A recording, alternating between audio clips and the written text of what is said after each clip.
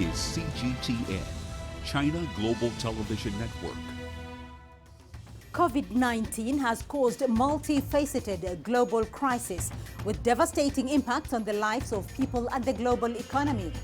One of the areas affected by the pandemic is wildlife conservation, which adds on to the already existing challenges of habitat loss and poaching.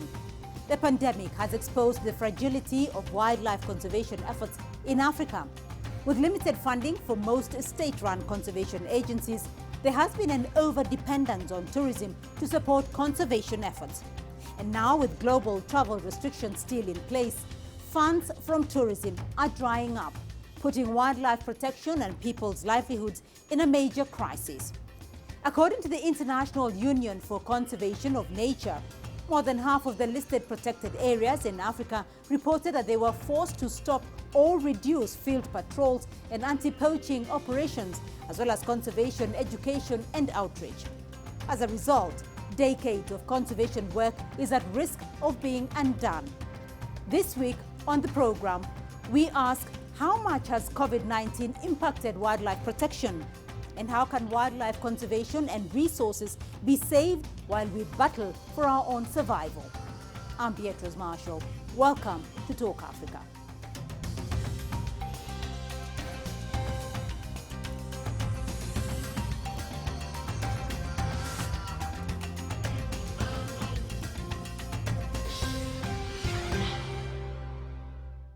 Well, let's broaden this discussion a little bit further and bring in our panel of guests. Joining us from Lagos, Peter Knight, the Executive Director of Wild Aid. From Nairobi via Zoom, Dr. Paula Kahumbu, the CEO Wildlife Direct. And in Cape Town via Zoom, Megan Carr, Head Researcher and in charge of Specialist Elephant Projects at EMS Foundation. A warm welcome to all of you and thank you very much for joining in this discussion. Paula, let me start with your perception on what's going on in terms of wildlife conservation. There is a perception that nature is getting a break from humans during the COVID-19 pandemic. What impact has the pandemic had on wildlife conservation and conservation efforts?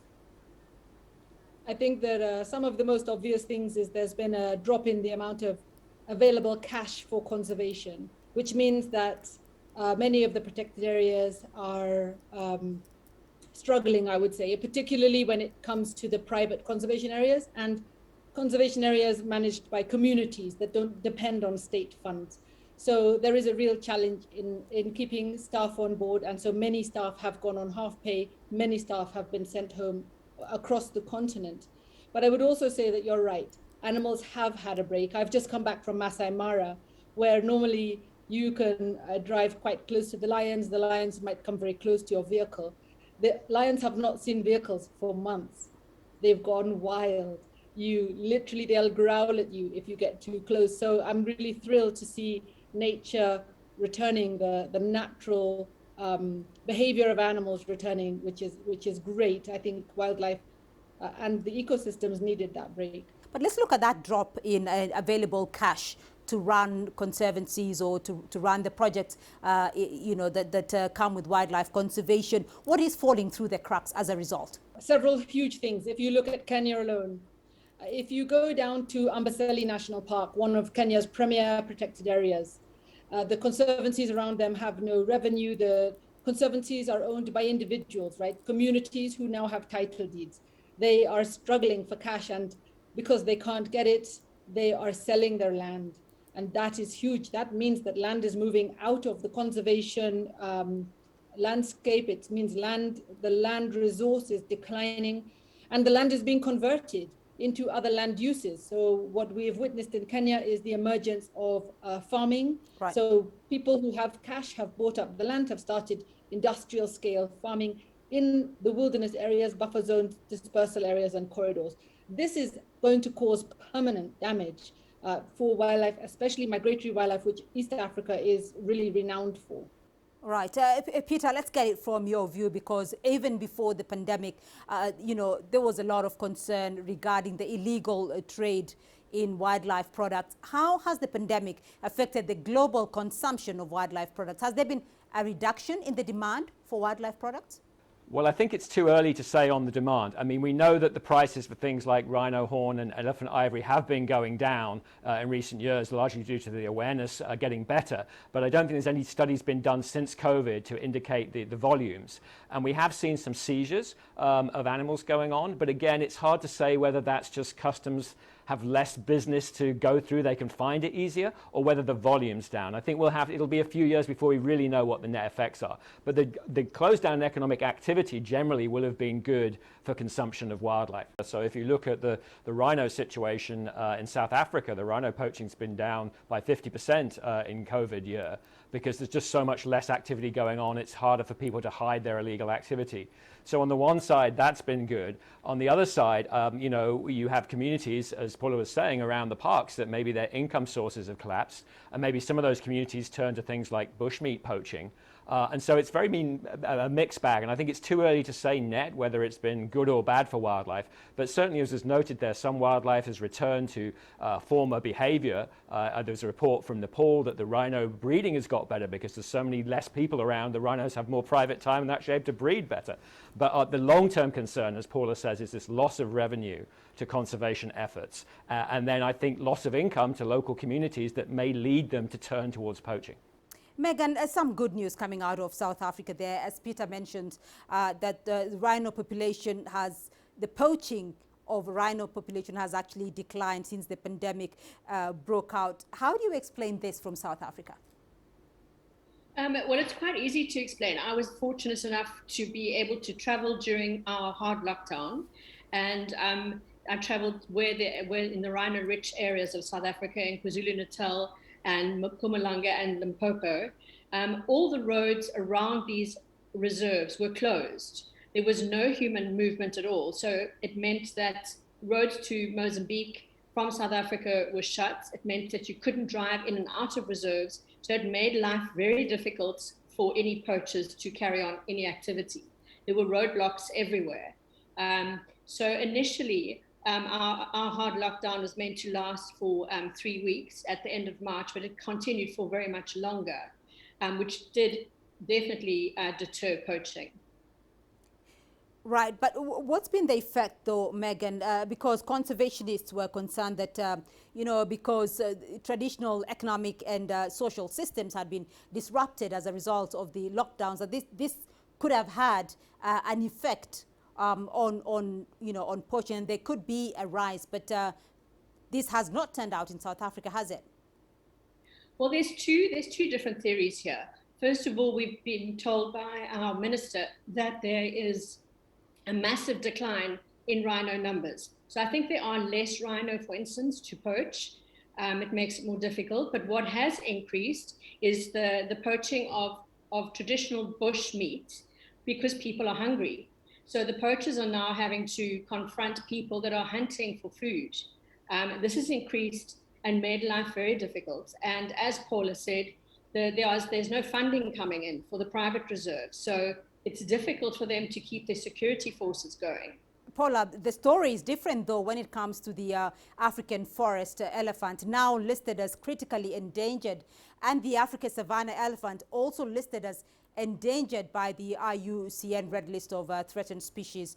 What is the actual damage to them? I think that the major threat to elephants now is not really poaching. Poaching will always be there at a certain level. And that depends very much on the demand and the ease with which people can move the ivory and the penalties or lack of enforcement. Sure, you'll see a bit more poaching. But as the others have said, moving products around right now is difficult, especially big products like ivory is huge. It requires containers to move it. I think the biggest threat to elephants today is human-wildlife conflict. So many people have gone back to their villages. They have started farming because they don't have cash to get food anymore. So people are farming. That means there's more people in the landscape and sharing it with elephants. There are interactions which can be deadly. And what we're seeing in Kenya is a rise in the number of elephants being killed in retaliations. Not just elephants, lions and many other species are also affected. But I think that elephants, like so many other animals, when you lift threats to them, the populations can rebound again. With elephants, it's a bit slow because they're very slow breeders. But when you take the land away from these animals, you cause permanent damage. What we're seeing in East Africa is that the governments are now facing some very critical moments of decision making. At the beginning of the pandemic, it was thought it would just last a few months, and there were reserves, but those reserves have run out. So now the government of Kenya, for example, is considering, what are we going to do? We don't have the money in the government to fund these national parks. There's no tourism coming anytime soon, especially the remote parks. They're looking at very different methods of managing these conservation areas. They're talking of a form of privatization, PPPs, or what they're calling co-management, bringing in independent and international organizations to help run the parks. This, I think, is where we're going to see the biggest impact of COVID, because it's altering the philosophy of conservation, the policies, and the regulations. That is going to have long-lasting impact. Right. So, Peter, I do want to come back to what Paula and yourself mentioned at the very beginning regarding the challenges that conservationists and organizations across the world, are facing now, because every country has a different story, and every country is, undertaking conservation measures in a different way as a result of the pandemic and lack of resources. What are the emerging patterns, though, that we are seeing in regards to wildlife conservation and how governments and organizations are dealing with conservation issues at this particular time? Well, I think, Paula alluded to this. In some cases, what's happening is international NGOs and private companies are taking over the management of these areas and these reserves. So Africa Parks, for example, is managing a number of national parks for governments. And so far, that seems to be quite a successful way of doing it. But even they are dependent on revenue from the tourism from the parks. And so I think, in the long run, we need to get tourists back there. That's powering not just the revenue of private reserves and people like Africa Parks, but also it's obviously tax revenue and jobs for the government, which enables them to have budgets to do these national parks. So it's looking to the long-term funding of conservation, I think, and how we make that sustainable, and how we're also robust enough to deal with problems like this, where the tourism is just completely closed down for 18 months. And I hope some organizations like our own are trying to raise money, and we've been giving money, emergency relief, because this really is an unusual situation. And many of these places were completely self-sufficient when they had tourism, but they're now in this crisis, and it really needs a worldwide response to support those people on the ground and help pay those rangers, help support those communities around protected areas. Right. Megan, I want to hear your thoughts on this. How far back do you think the gains we had made in terms of conservation, how far back have we gone as a result of the pandemic? It's very difficult to say. The private reserves have suffered immensely, the ones who have relied or who rely on tourism completely. So many of them have shut down their lodges and have had to let their staff go. I think it's going to take years to recover. They have thought of other ways to try and keep going. And as long as the longer the pandemic continues, the longer that we are red listed as a place to visit from the international perspective, the more these reserves are going to suffer. So it's going to take many years, many years. Paula, you may know Kenya's situation, because Kenya has just rolled out its first ever national wildlife census, conducted both on land and sea. What is the purpose of this wildlife, and what do we know? What numbers are coming out? What do we know about the findings yet? We only know that the census is being conducted kind of as an emergency to get a stock take on the situation before the end of this financial year. And what I would say about the situation on the ground and the amount of lost time in conservation because of COVID, I would say that we will be very remiss if we think that things will return to what they were before. I think it's also very risky to plan to return to the way things were before. I would say that every country in Africa is making the same mistake, thinking that tourism is the solution for conservation. In fact, we don't do that for education. We don't expect our schools to be making lots of money. We don't expect our hospitals to be making lots of money. Those things are called essential services, just as our wildlife and our wilderness areas are essential. They provide so many services to our people, from water, carbon, pollination services, and many more, like soil. So my feeling is that the future of conservation needs to be backed up by a different source of income. In Kenya, we have a fantastic project in the Chulu Hills where $10 million is raised annually from carbon alone. This is also the source of water for the city of Mombasa. Imagine if the people who consume water way downstream, 500 kilometers away, were paying for the source of the water, for the protection of that watershed. That money should be what is used to protect that habitat because of the services it's providing. I also think that one of the biggest challenges we've had in our continent is the narrative. Our narrative about conservation has been driven by very much a Western agenda that wildlife and protected areas are good for tourism, mostly foreign tourists in Kenya. The cost of going to a park is about 10 times greater than for a local person. And so a lot of focus on the storytelling about our wildlife and our nature has been driven by a Western perspective, a Western viewpoint. And we are trying to shift that in Kenya. We're making our own wildlife documentaries now because we want to enlist every citizen in the country in an effort to protect, well, to love, and then protect and act to save our wildlife. We've done this with trees before. Wangari Maathai was a phenomenal champion who helped Kenyans understand the importance of trees. Every Kenyan goes out and plants trees every rainy season. We should have the same kind of behavior change around conservation. It shouldn't be just because it brings you money, but protecting land, water, mountains, forests, all these habitats.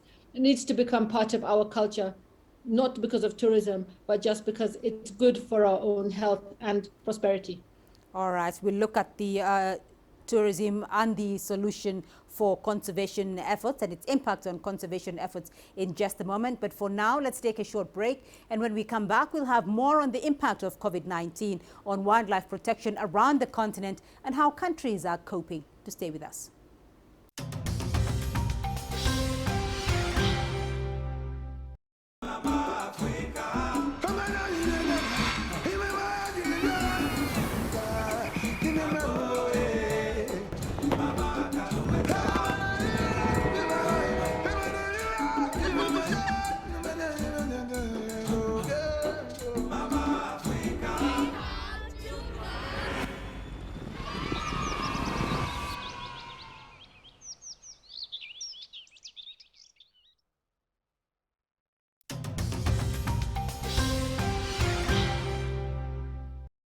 Welcome back to the program. Well, let's continue our discussion. Still with me in Lagos, Peter Knight, Executive Director of Wild Aid. In Nairobi, Dr. Paula Kahumbu, CEO, Wildlife Direct. And in Cape Town, Megan Carr, Head Researcher and in charge of Specialist Elephant Projects at the EMS Foundation. Megan, I mean, tourism is a major revenue earner for South Africa. And tourism is one of the largest industries worldwide. For Africa, though, providing about 7% of its GDP. Has this changed? I mean, with the lack of revenue from tourism, has it changed conservation work on the continent? Has it changed conservation work in the Southern African region? Well, South Africa has suffered huge losses in tourism, and therefore, and that has obviously spilled down into the workforce. People are without jobs. There's not much money coming in. It's extremely difficult. And I agree with what Paul is saying. We have invested too much money in, or we have relied too heavily, shall I say, on tourism, looking after our wildlife areas. We need to think of other cleverer, more sustainable ways of doing so.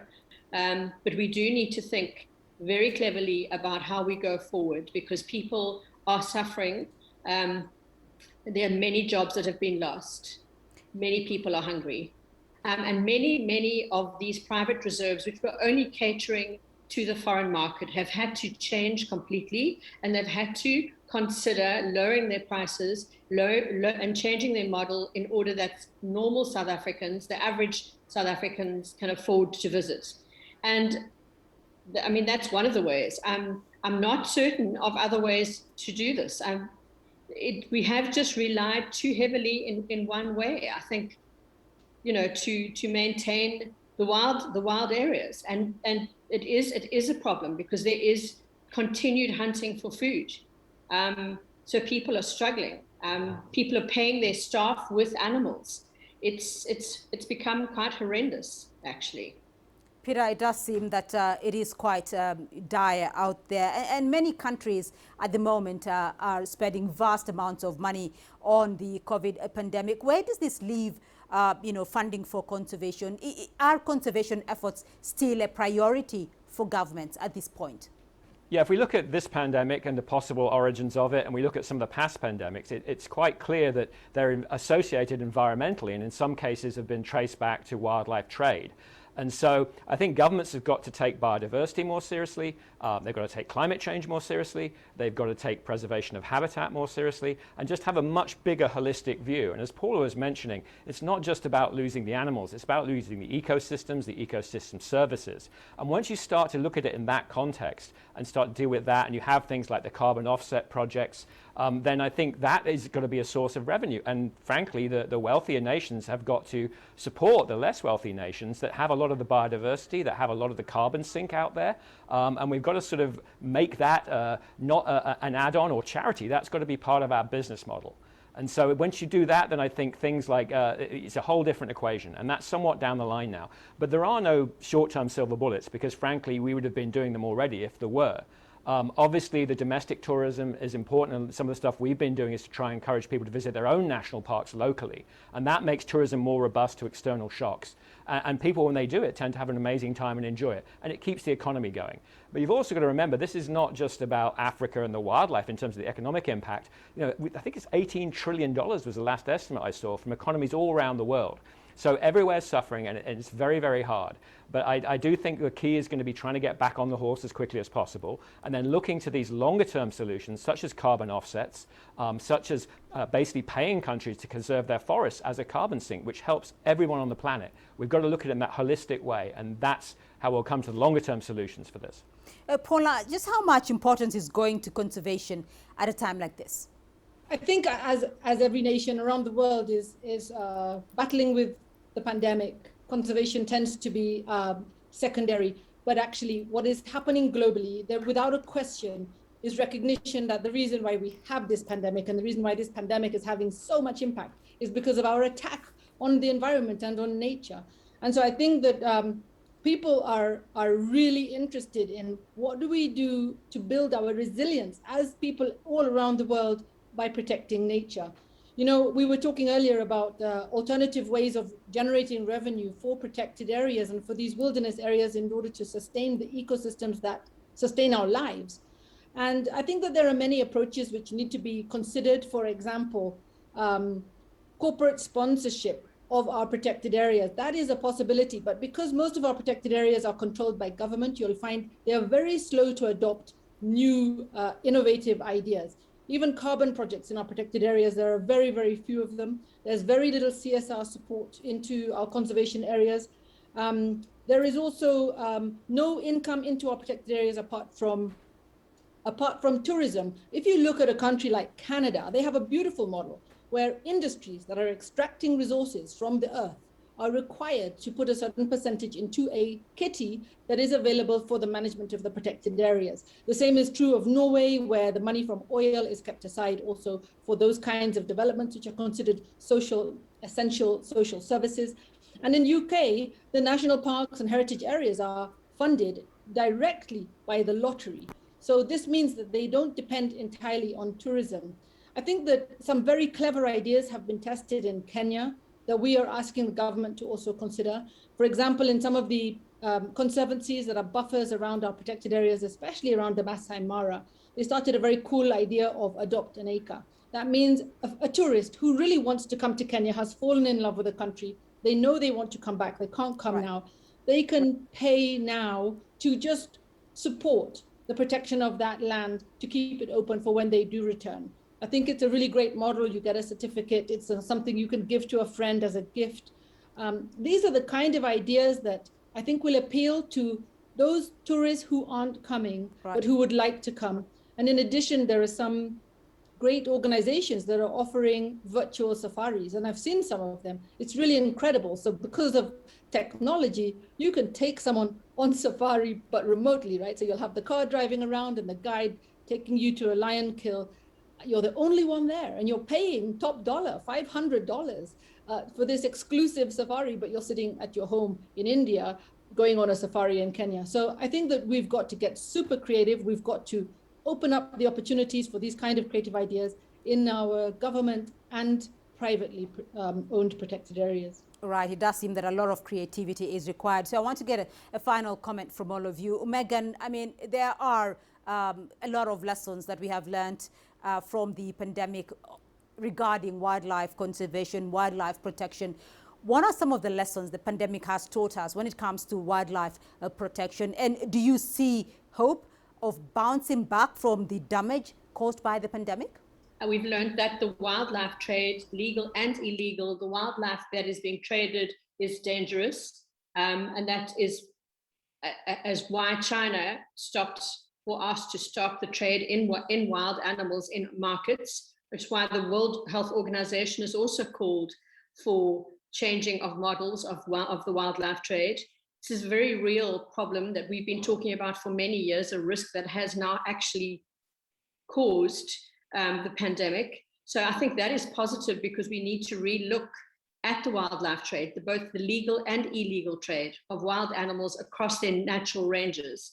I just think that we cannot ever afford for this to happen again. We've lost too many lives.